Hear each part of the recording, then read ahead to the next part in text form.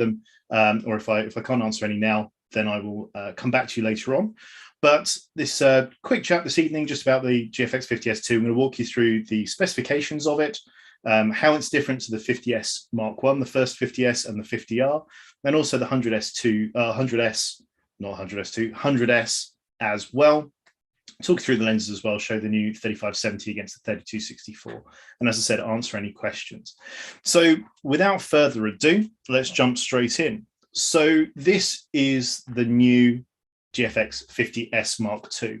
You'll notice that it's very similar in design to the GFX 100S, and that's because it is the same body essentially. What we wanted to do with this was make the camera a little bit lighter and smaller than the 50S Mark I, so that you could carry it around even more. Make it a little bit more ergonomic as well. We changed the grip around here, made the thumb area a little bit more prominent here as well. We put a top screen on the camera so you can see what your EXIF data is doing, or use that as more traditional kind of dials, or use that as a histogram as well. And basically just update the camera based on feedback that we got from 50S users, but also as well from those that are using the 100S too. So I'll run you through some of the differences, the ergonomics mostly, so that we just share my screen. Where are we? Here we go. Let's go for, bear with me a second. That should be doing it.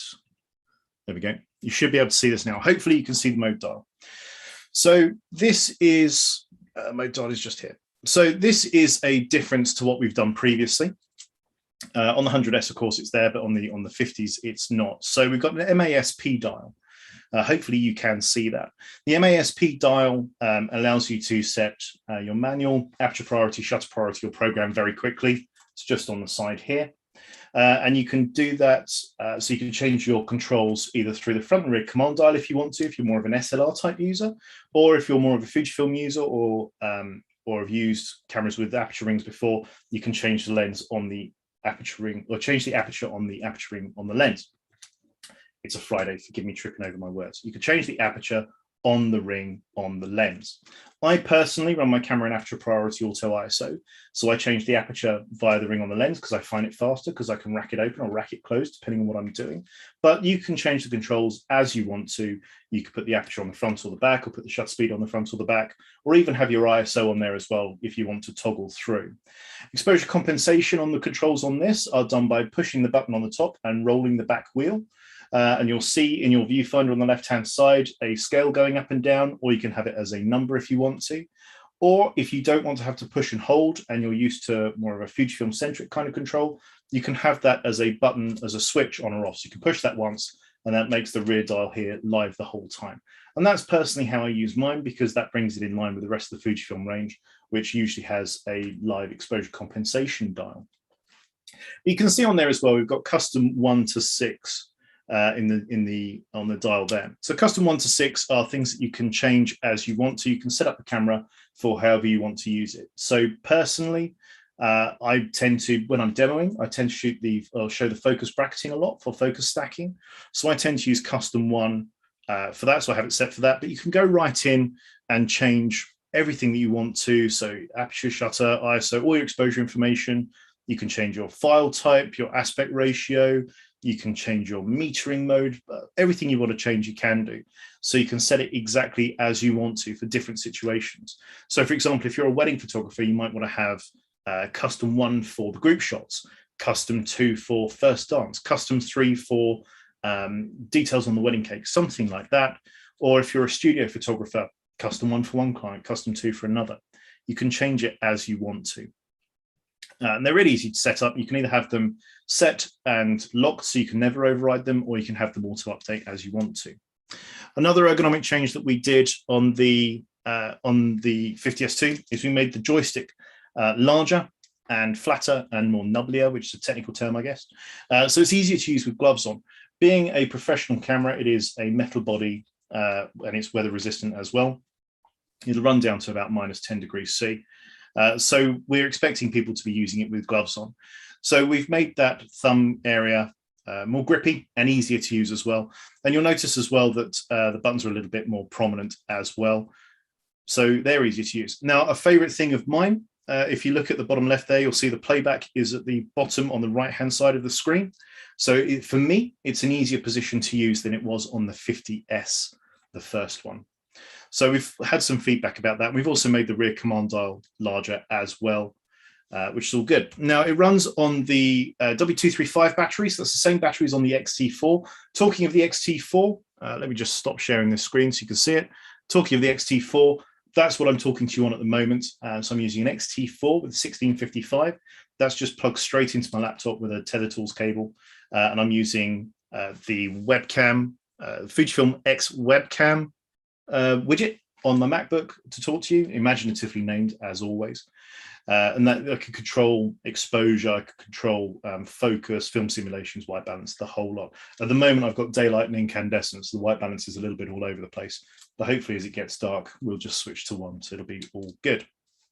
So as I was mentioning, this runs on the NPW235 battery, which is the same batteries in the XT4 and the same battery as in the GFX 50S. So it's going to give you kind of roughly about 15% more life, give or take, than the NPT125 that was in the GFX 50S, the first one, and the 50R, and also the GFX 100. So smaller, lighter, it's also a little bit cheaper as well, and it gives you a little bit more battery life too. Now, a thing that I really enjoy about this new body, and it's the same with the 100S over the 50S Mark I, is that I can charge it via USB-C.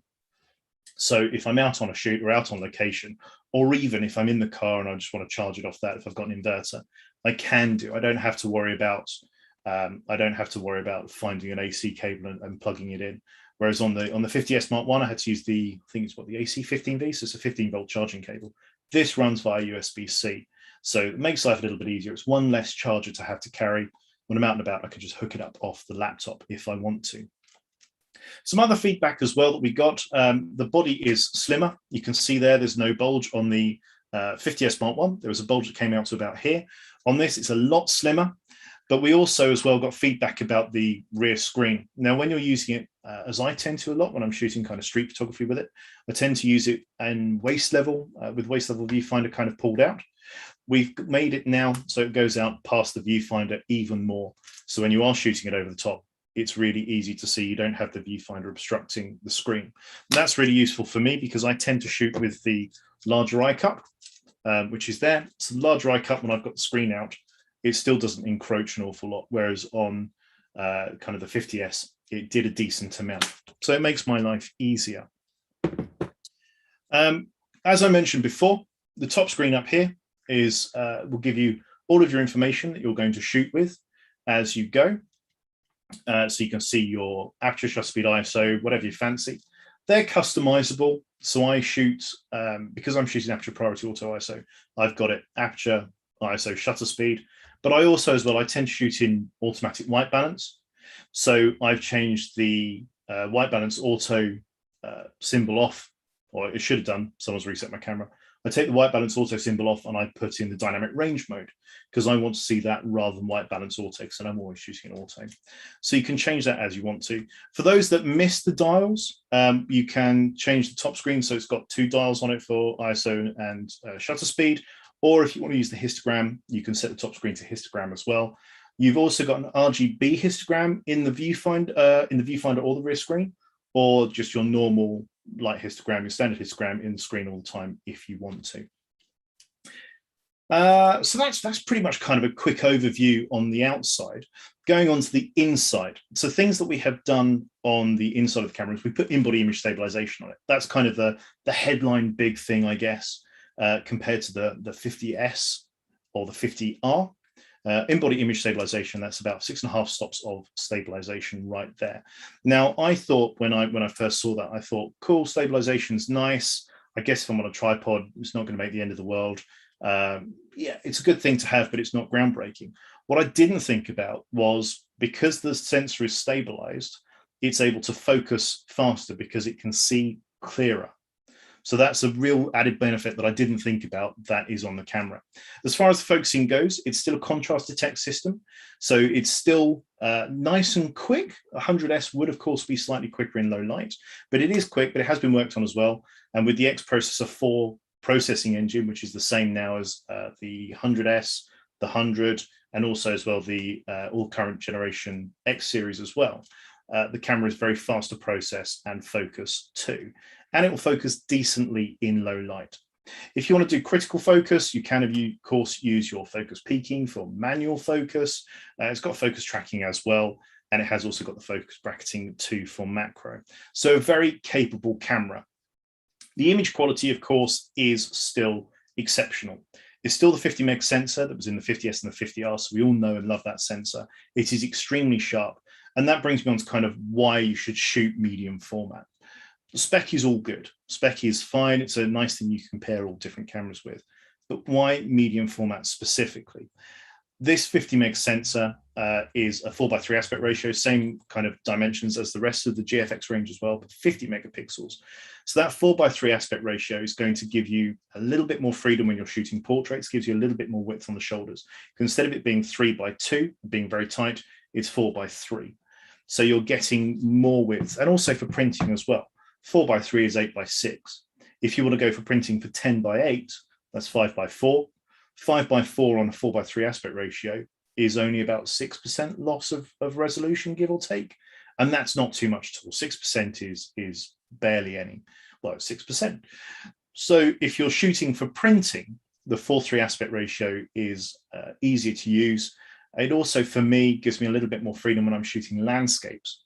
So I personally, on my X series, I don't tend to go wider than the 16mm, which gives me 24 effective, because I personally am not a huge fan of narrow but very wide landscapes. Personal preference, I've seen some that are stunning. It's just not to my taste. So I tend to shoot no wider than about 16:1.4 or 16:2.8. Although I do take the 8:16 axis, it's a stunning lens. But personally, 16:1.4. On the GFX, I shoot the 23mm. The 23 gives an angle of view of about 18 effective, so wider than the 24mm effective that the 16mm gives. And the reason why I'm happy to shoot that is that the 4:3 aspect ratio gives a little bit more height on the shot. So I'm not getting very narrow shots with not much, with a lot of sky and not much foreground, or a lot of foreground, not much sky. It gives me that little bit more, so it balances everything out. That's also good for interiors as well, because I can get more of the floor and the ceiling in. I don't have to come back as much, or perhaps shoot a sequence and then stitch them together afterwards. I can usually just shoot it in one. So that aspect ratio is going to give me more flexibility to shoot and then play with the image afterwards. And then paired with the 50 megapixels as well, I'm going to get extreme detail. Now, medium format will also give you shallower depth of field. So for portraiture, apart from the printing and aspect ratio generally, the depth of field relatively for a set aperture is always shallower. So to put that into kind of perspective, the 110 f2, which I personally prefer for portraiture, although the 80mm 1.7 is lovely as well. I've been using that a lot recently. The 110 f2 gives you about an 85mm effective, but the relative depth of field is somewhere around probably about f1.6 compared to full frame. So it's a lot shallower. Now, to get that on X series, it'd be something like the 56 1.2, because that would then come up the other way. So 56 is about an 85, and a 1.2 is about a 1.5, 1.6. So they're kind of equivalent. So a nice shallow depth of field allows me to really isolate my subject. But that also means as well, if I'm doing kind of candid photography and really want to knock out the background, I can do with something like the 250mm f4, which gives me 200 effective. But the equivalent aperture is about a 3.2. It's about 2/3 for stop off, give or take. So we've got super sharp resolution. We've got excellent bokeh and shallow depth of field. We've also got really wonderful dynamic range. Because the pixels are so large, because it's a medium format sensor, which is 44:33mm, if you give me a fraction of a mil each way, each pixel is able to gather a lot of light. So we do really well with dynamic range. And you can really push it and pull it as well. You'd be surprised what you can do with it afterwards in Capture One or Photoshop or Lightroom or whatever you want to do. So you're not limited as much in the kind of photography you want to do. You're able to capture shots that perhaps you wouldn't have been able to get before. For when you want to go into extreme detail, we've also got the pixel shift. And pixel shift as well was another thing that came along with the in-body image stabilization being put into the camera. 50 meg is, of course, wonderful resolution. The file size on that is about 120, 130 megabytes, give or take, a shot in RAW, uncompressed. But the in-body image stabilization unit allows the sensor to be shifted around in a sequence of shots to give you a lot more resolution. It will give you 200 megapixels effective. Alternatively, if you want to keep it at the 50 meg, you can do, but both options, 200 meg or 50 meg, will give you more accurate color as well. So if you're doing something really critical for reproduction work, so artwork or something like that, you can use it to do pixel shift with more accurate color. Now, the way that works is when the sensor moves around, it moves around by half a pixel width each time you take in the sequence. And that will mean that each position on the sensor is covered by all three colors of the pixels. What do I mean by that? If you've got a green pixel here, a green pixel, when you expose it to light, will measure how much green is coming through, and then it has to calculate how much red and blue. And that's normally extremely very good and very accurate. But if you're doing kind of reproduction work for archival or cultural stuff, then it needs to be absolutely correct. So the pixel shift will move the sensor around so that each position is covered by each color. So that green pixel will be moved around. So a blue pixel or a red pixel will then take its place. So when you've got all three colors, each position could go, okay, there's this much green, there's this much blue, there's this much red. So I know the color is this. Whereas when you're using it by standard, it goes, there's this much green. Using my processing engine, I know that this amount of green equals this amount of blue and red. So there we go. So the colors are still very accurate normally, but when you need to be really critical about it, you can use the pixel shift as well. If you are using pixel shift, there's a couple of precautions that you've got to take because the sensor is moved by such fine margins. Got to make sure you're using it on a very solid floor, so probably concrete or something like that. I'm upstairs at the moment, and the floor does wobble a little bit when I walk around, so that would be no good. You have to be on a really solid concrete floor, and then you'll be laughing. A decently sized and proper heavyweight tripod is essential as well, same as a head as well. I've got a, what am I using? A Manfrotto 190 Go there. That is a 1, 2, 3, 4 section. That's probably on about the limit of where I would. I haven't got the last section extended. I have done it with this and it's absolutely fine, but the floor does have to be spot on and no one can be moving around as well. A question I get asked about the pixel shift fairly frequently to those that are using it is, can you use flash? And the answer is yes, but the sync speed is 1/5 of a second. Anything faster than that, and it won't work because it runs on the electronic shutter, but 1/5 of a second and slower, you're absolutely fine. So that's kind of a quick overview of the 50S2. There's more on it, which I'll go into as well, but I'm just going to have a look and see what kind of questions we've got going on at the moment. So, Steph, how fast is the camera when shooting quite fast-moving images? Depends what you're shooting. I tend to shoot, and I have done with the 50S1, which isn't quite as quick as this. I've shot motorsports. I did the World Endurance Championship at Silverstone. I shot that with it. Absolutely fine. I tended to zone focus for left to right shots, and that allowed me to make sure I could just concentrate on taking the image rather than worrying about any focusing settings at all. For stuff coming towards you, that depends on the range, depends on how fast they're moving.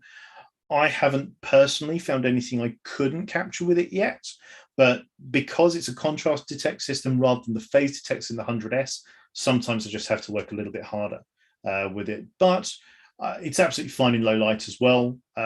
Tracking is good. I haven't missed a shot yet. It's very capable. Chris has asked, does it have HDR mode and flash sync speed? So the flash sync speed, that's an easy one straight over the top.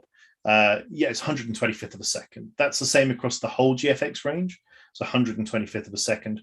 If you're using modern flashes with high-speed flash sync, then everything's good anyway, because you can go faster than that. Or alternatively, if you need to go extremely fast, perhaps your studio lights will have a fast T.1 time, and then you can go even quicker than 125th of a second. But I tend to use on mine high-speed flash sync TTL, and then it's all good. HDR mode, yeah, you can do. I tend to run it a slightly different way though. I use the dynamic range 400% mode if I need to get a lot of dynamic range in the camera. So what that does is it will increase my base ISO to 400, and then it will shoot. When you take an image, it'll shoot the scene, then amplify the scene, then apply the tone curve, and then give you the image out the back. On the 400% dynamic range, it amplifies it less and then applies the tone curve. So you manage to keep a lot more dynamic, a lot more latitude in the scene, essentially. So that's how I tend to do it. Also, as well, if I want to go and do some real kind of HDRs, I will tend to shoot raw and kind of do it the old-fashioned way of take a sequence of shots, then merge them in. I realize that that's possibly not the way to go when you're doing kind of waves crashing or something like that. And that's why I use the DR400 for capturing that one shot straight off. So Mark has asked, would I recommend the 50S2 or the 50R for fashion and studio work? They're both absolutely capable. As I said, the images will be the same out of both. It's the same sensor. So the quality of the image will be absolutely spot on. For kind of static studio work, just for ease of control and being able to see your exposure on the top of the camera and the waist level viewfinder coming out, I would tend to use the 50S Mark II. Also, as well, the ports are on the side here, so they're easier to live with. On the 50R, they're on the base here. But another thing that I really like about the 50S2 is that the screen comes out like that. So if I'm shooting waist level for portraits rather than waist level for landscape, I do like that. I do really like it. That being said, I have seen people and I have used the 50R in the studio and the images have been absolutely wonderful out of it. But if it was me from scratch, I'd probably go for the 50S2 purely because it gives me more flexibility to use it outside as well, with the IBIS unit, with the batteries being smaller and lighter, with it charging via USB-C and with IBIS than the 50R. That being said, though, the 50R is lovely. I've always adored the rangefinder style. So yeah, I'd basically get into X, have a feel of both and see what you think. They both will give you really wonderful images. Thomas has asked, does the 50S Mark II do panos like the other GFXs and does the shutter go beyond 30 seconds? Thomas, I'm assuming you mean the 65-24 aspect ratio. Yes, it will do. All the GFXs do that and do 65-24. And when you go beyond 30 seconds, at the moment, I'm in manual. Let's wind it down to, I'm down past 30 seconds, 40 seconds. I think it goes down to about half an hour off the top of my head. No, tell a lie, an hour. Don't know if you can see that. 60 minutes there. It will go down to with no issues. So yes, it can do. And that's the same across the whole GFX range off the top of my head. So yeah, no stress with that at all. If you are doing anything for that kind of length of time, I guess possibly some kind of astro stuff. A little thing that I like to point out to people is that you can set the screen to be less kind of, well, to be easier to use for nighttime shots. It's a little thing that not a lot of people know about. If you go into the menu, then down to the spanner, then across the screen setup, you can set the information contrast adjust on the rear screen. Now, what that normally does is it just improves the contrast on the rear screen if you're using it in very bright sunlit conditions. But what it will also do is go to a black and red screen setup. So if you are using it for any astro work and you want to check your menus or whatever, it will set black and red rather than black and white, so it doesn't kill your night vision quite as much. Also, as well, if you're with a group of people, it's a little bit less antisocial as well. So that's what I like to do for long exposure shots, but also as well, generally, if you're outside in the sunlight and it's really bright, you can increase your contrast as well. But I hope that helps and answers all of your questions. Obviously, if you've got any more, keep going. I will answer them as best I can. Now, a couple of other differences on this body over the 50S Mark I. As I mentioned, it's a lot sleeker. The back is a lot flatter. The battery on it is the NPT-W235. NPT-125 is in the 50S Mark I. So there's the 235. It's a lot smaller. It's a lot lighter. I think it's cheaper as well. Have a check on Wex's website. Hopefully Tiffany will pop a link up for me on that. So it's cheaper as well. And as I mentioned, you can charge it via USB-C just through there if you want to. For use in the studio, you have still got the flash sync port as well if you want to go a little bit old school on your ports. You can see that just there, hopefully. But of course, if not, you can go through the hot shoe if you're using radio triggers or anything like that. Now, a lens that we introduced with the 50S Mark II is the 3570, which is this one. So the 3570 just here is a smaller and lighter and also more cost kind of cost-effective, cheaper, essentially, lens. It's still built beautifully. It's still weather-resistant. It still has a metal mount, so it is nice and solid. It is a lens that you would expect that has the quality that you would expect it to have for a medium format system, but it's designed to be smaller and it folds down as well. The idea of this was that we wanted to bring it out for people who perhaps wanted a very small runaround lens, but also as well to get people into the system, because this is really, again, I'm sure a link will come up very shortly, showing the price of this compared to kind of its equivalents. You can't really go equivalent medium format to full frame, but for kind of resolution, similar kind of points, the price point on this is very, very reasonable, especially with this lens as well. So it gives people an opportunity to get into medium format that were perhaps not looking at spending the $5.5 for a GFX 50S. This now becomes a little bit more appealing. I always say to people that kind of 10 years ago, if you'd have said to me I'd be holding a medium format camera that's 50 meg that I could probably just buy, I'd have got no chance, because back in the day they were kind of 50, 60, 70 grand before you even blinked. Now that's not possible. This is attainable, and it means that we're seeing a lot more people using them, and we're seeing a lot more people use them outside of the normal traditional places you would expect to see them. We all expect to see medium format in a studio. That's kind of where it's been. But I can use this for street photography.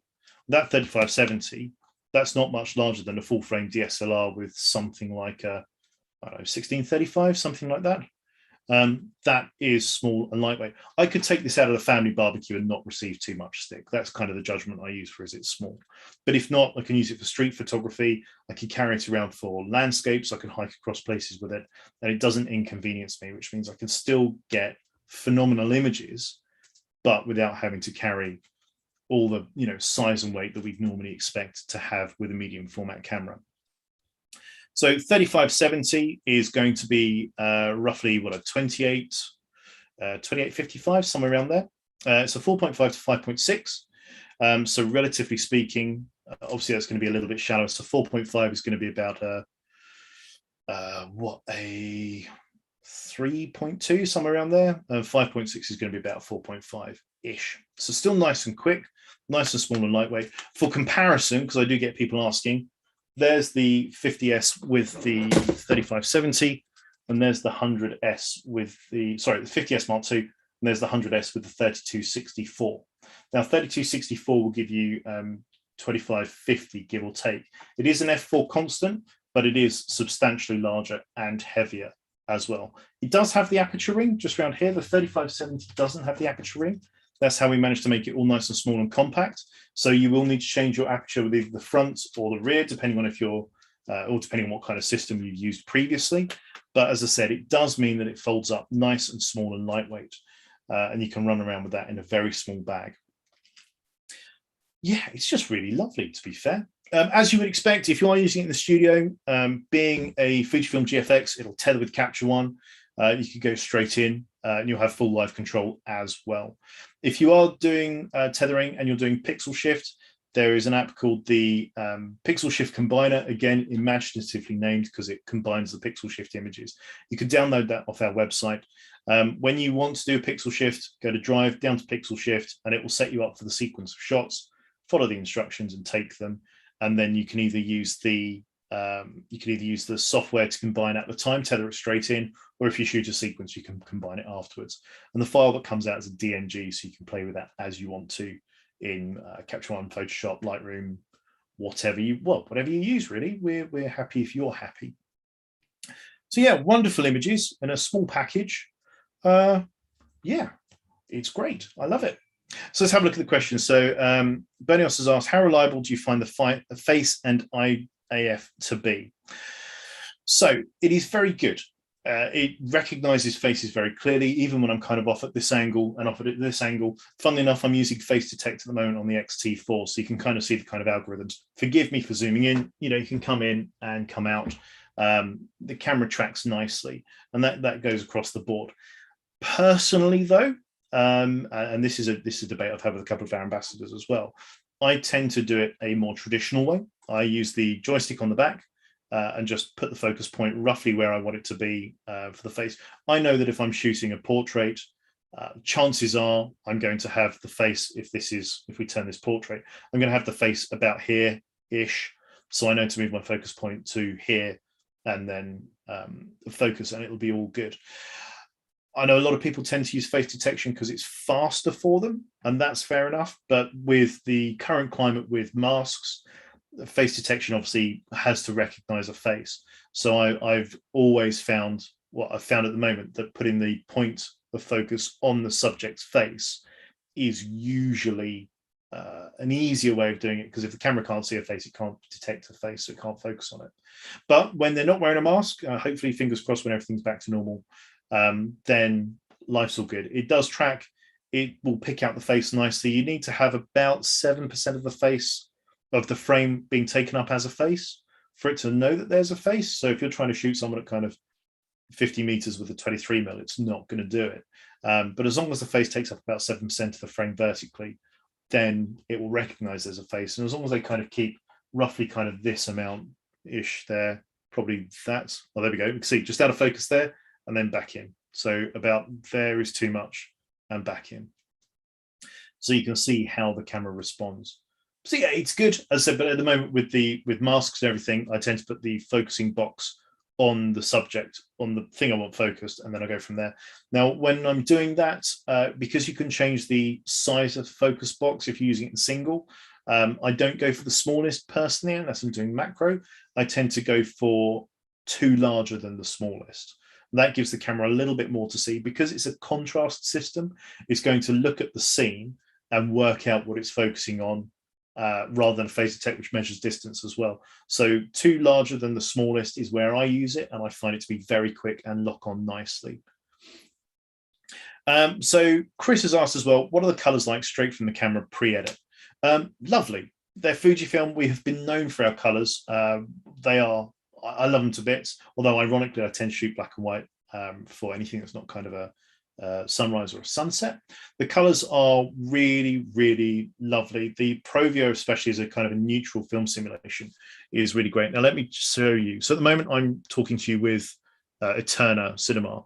Now if I go for Provia, there you go. Now bear in mind, as I said, I'm under incandescent and the white balance is a bit squiff. That's what Provia looks like. Although I tend to shoot, if I am doing color, either Velvia, which is no good for people, makes me look like I've just run a marathon, or ProNeg High, which is something like this. For me, that's really, it's neutral, but it's got a little bit more contrast, which is what I like. But you can either shoot with the film simulations on if you want to, or you can film simulation bracket in the camera. Or if you're shooting raw, you can apply the film simulations afterwards and tweak them as you like. What a lot of people do like shooting is kind of your classic chrome, which is there. That kind of neutralizes everything a little bit. But we also put as well classic neg, which gives kind of a retro feel. But me personally, I guess when I'm not shooting color, Acros, that's with the red film simulation. So it gives me very punchy skies, blue skies, really fluffy clouds. But for the rest of the time when I'm doing stuff like this, so I'm not kind of in everyone's face, it's not too vibrant, that's Eterna. That's our kind of our standard. So your choice there. As I said, the film simulations are over the top if you want to, not over the top as in too much, over the top as in when you're shooting raw, you can apply the JPEG and put them on, or you can fiddle with it in raw if you want to in your software. Most of them have the Capture One has the film simulations put in. They're not exactly the same, but they're pretty close. If you want to shoot raw and then process them out afterwards, you can use the camera using our what is it called? X-Raw Studio? Yeah, X-Raw Studio. You can plug in the camera and then use the camera's processing engine to put out a JPEG afterwards if you want to. But I tend to find most people either shoot the JPEG straight out or shoot the RAWs and then edit them as they would want to. Hope that answers that question. So having a look, Matt has now said, I noticed that the camera Wi-Fi or Bluetooth remote camera shooting, what are all the different controls for it? For example, shutter speed, aperture, where to put focus point. How would continuous drive mode work? And bulb shooting. So the camera does have Wi-Fi and Bluetooth, which you can control using the camera control app or camera remote app. Camera remote app, again, does what it says on the tin. Fujifilm camera remote app. So you can set the camera across, so you can either use it via Bluetooth or Wi-Fi and control it. Now, a few things that you can't change are, once you're in the drive modes, I don't think you can change those, but you can change your focus points. You can just push on the screen where you want it to focus, assuming it's not in manual focus, because that's a mechanical switch. And then you can shoot it as you want to. So you can change your exposure settings, you can change your film simulations, you can change most things on it, and then control the camera through there. It's very good. I like it because the file size is quite chunky. If you're running it on kind of full-size JPEGs, they're about 25, 30 meg. You can have an option on the camera to resize for smartphone, which is by default set to on, and that drops it down so it's easier to just ping over the JPEGs onto your phone, and then you can put them wherever you need to go to. You know, if you need to email them back to your news desk, or if you want to put them on Instagram, both ends of the spectrum there. You can do. I tend to shoot, if I'm transferring over into the phone, I will tend to shoot the JPEGs at full size and transfer them over. It takes a little bit longer, but it means that I've got the full size image as a JPEG there that I can do with as I like. However, if you're looking to control at kind of range, depending on where you are, if you're in the middle of kind of a city center, for example, where there's a lot of interference, I tend to use a radio trigger as that will fire. Or if you're in a studio, I tend to tether off a cable and use the laptop that way. But depending on how you want to use it for transferring and for geotagging as well, the remote app is really, really useful, and it will connect to the camera and let you control it. Another thing it does do, which is quite cool, is it will update the firmware for you. We do firmware updates very frequently on our cameras and lenses as well when they need it, to add functionality. So case in point, yesterday, I think it was, we did a firmware update for the 100 and the 100S, GFX 100 and 100S, which allowed it to have 12-bit RAW out to one of the Blackmagic control units, which added the 12-bit RAW that was already on there. So we added that as a feature. Equally, when the 100S came out, we updated the firmware on the 100 so that pretty much all the capability on the 100S transferred over to the 100 as well. I think the only real difference now is the in-body image stabilization between the two, because that's a mechanical thing. We can't update it via firmware. So we're always doing firmware updates based on customer feedback, but also based on feedback that we've got internally and seeing improvements that we can make as we go. And you can use the app to update the firmware if you want to. If you don't want to use the app, you can just take your card out, put it in your computer, update the firmware. I'll put the firmware on the card, pop it into the camera and follow the instructions on the screen. It takes about 3-4 minutes, give or take, from start to stop. And then you're fully upgraded on your firmware as well. So yeah, it's a nice app. It's all good, and it's quite nice as well if you're kind of, I've seen people use it in all sorts of conditions, especially when it's cold. If you've got the camera kind of outside in the garden, it's cold and dry, and you want to shoot like a bird table, you don't want to be sitting out there. Just control it with your phone, and it's nice and easy. I hope that answers the question for you. So thank you very much, all of you. I'm not going to sign off yet because we're still having a chat, but thank you all of you so far for asking questions. I hope I've answered them. As I said, if there are any questions on there that you think about afterwards or that I haven't answered, get in touch with the stores. They'll get in touch with me, and I'll happily answer them for you. Equally, if there are any kind of questions or queries, or you want to go and get your hands on them, the Wex stores usually do have these in stock. Stock at the moment on the 50S2 and the 100S is a little thin, so if you are interested in them, I'd suggest getting on the waiting list as fast as possible. I know they have had some stock in here and there, and there might be a couple lurking around, but these are turning out to be extremely popular, which is a good thing. So if you are interested in it, go for it. Have a chat with your local store and have a play, and yeah, get an order in and see how wonderful it is. Try to think if there's anything else I can kind of tell you about the camera that's really changed. As I said, it built on the foundations of the 50S, because the 50S was really, really lovely. Excellent image quality, nice and small and lightweight, and sensibly priced as well. And this was kind of what we did, as I said, with the 50S2. Put the same body, we put the internals from the 50S into the 100S body, so even more ergonomic. I very much like that flat kind of cutaway. I really like the joystick, as I said, for when I'm using it with gloves, and I enjoy the top screen. I do get nostalgic about it every now and again with the dials. Hang on, let's bring that up so you can see what's going on with the dials there. Hopefully you can see that. So I do like it with the traditional dials, because that mirrors kind of the rest of the X series. Or you can run it with a histogram if you want to. Obviously, we're really underexposed or really overexposed at the moment. Let's change that back, because I've got it set to 60 minutes. So you can see what that's going to be like normally. Bear with me a second. roll it through. There you go. You can see your histogram going through there, and that's a live histogram. You can, of course, use it on the RGB histogram on the rear screen. The rear screen is touchscreen. You can use touchscreen for focusing. You can use it as well. Little things that I really like using it for is on the copyright information. On all of my cameras, I put my email address in, so if people take shots on my cameras, have questions afterwards, they can just go into the EXIF data and see my email address and get in touch. Being able to type that out on the touchscreen instead of having to use the joystick to go up and down and left and right is so much faster. You can do that as well with the Q menu as well. You go into the Q menu, touch the thing you want, move it left and right as you want to, instead of having to use the joystick and roll the wheels. But your preference as to how you want to control it, you can do. As with all the Fujifilms, if you want to change the function buttons, you can do. Hold down display back for about 4 seconds, and that will bring up the menu, and that allows you to chop and change the functions to how you want to use it. So there we go. Screen looks like this, and you can go down and change pretty much everything you want to. There's all the touch functions.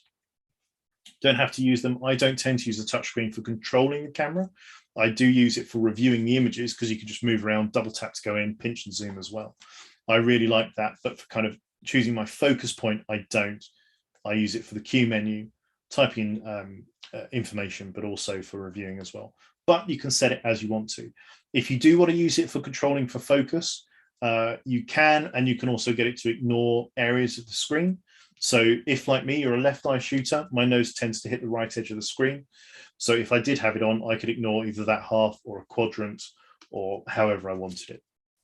It's really customizable, really simple to use. What more do you want? Excellent image quality, no stress as well. Well, thank you very much for joining me. I hope that's been informative. As I said, if you want to get your hands on it, go to your local WEX store. I will be getting out and about with these at some point in the not too distant future, so you can come and ask me any questions. As I said, if you want to ask any questions on here, when you think of them, pop them in there. I'll have a look. Equally, have a chat with your stores. They're all good. They know what they're doing, and they'll be able to answer any questions as well. But basically, it's a lovely camera. Definitely have a try. I think you'll like it. Thanks very much, everyone. Have a good weekend. Cheers.